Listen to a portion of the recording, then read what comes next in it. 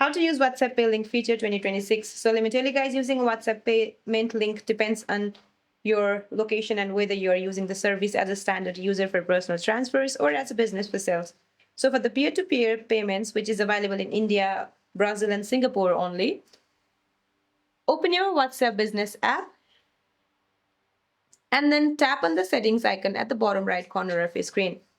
Since I'm outside of the region, so you won't be able to see it on my screen.